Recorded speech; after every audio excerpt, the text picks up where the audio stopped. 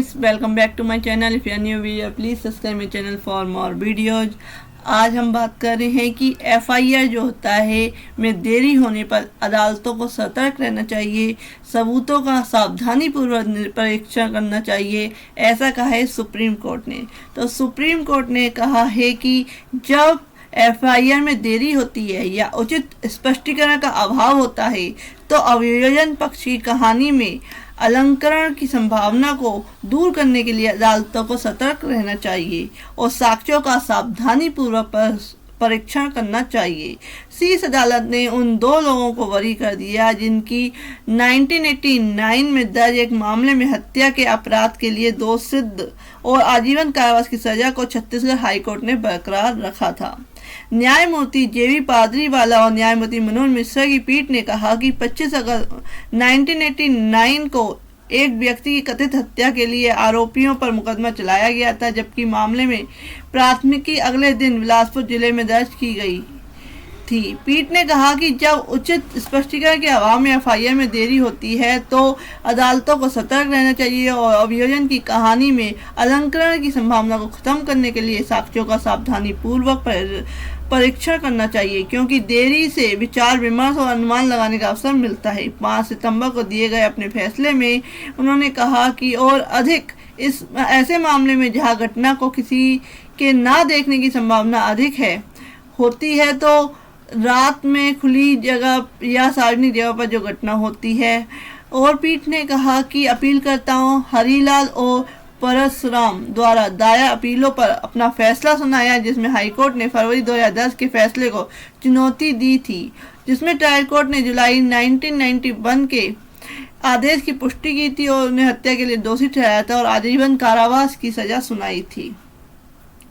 इसमें कहा गया कि 3 लोगों पर कथित तौर पर हत्या करने का मुकदमा चलाया गया था और निचली अदालत ने उन सभी को दोषी ठहराया था। पीठ ने कहा कि उन्होंने अपनी दोषसिद्धि की चुनौती देते हुए हाईकोर्ट के समक्ष अलग अलग अपीलें दायर की थी और अपील के लंबित रहने के दौरान उनकी मृत्यु के परिणाम स्वरूप उनमें से एक के खिलाफ कार्रवाई समाप्त कर दी गई थी।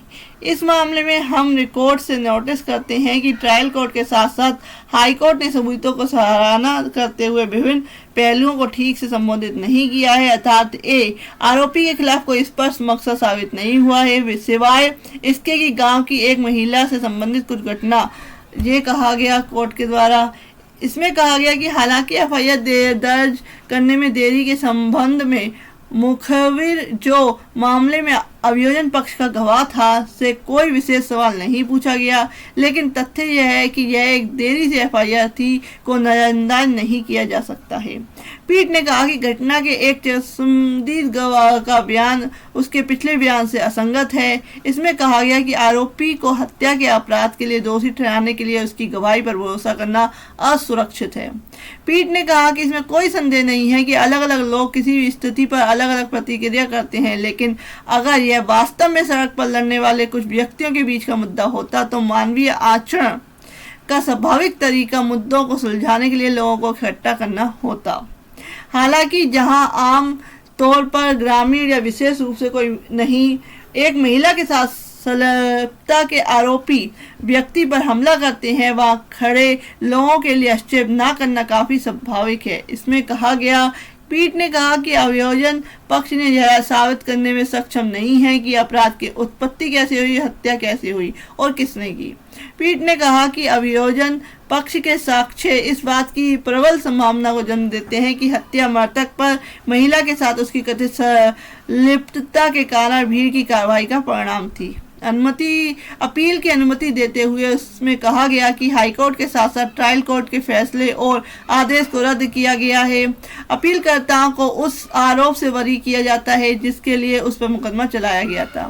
शीर्ष अदालत ने कहा कि अपील लंबित रहने के दौरान अपीलकर्ताओं को जमानत पर रिहा कर दिया गया है और उन्हें आत्मसमर्पण करने की आवश्यकता नहीं है।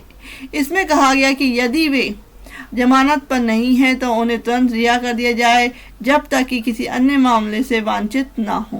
तो फ्रेंड्स, ये था कि अगर एफआईआर देरी से दर्ज होती है तो जो पुलिस है या जो भी जांच अधिकारी है उन्हें सबूतों की अच्छी तरह से सावधानी पूर्वक परीक्षण करना चाहिए, इसे सुप्रीम कोर्ट ने इस फैसले में कहा।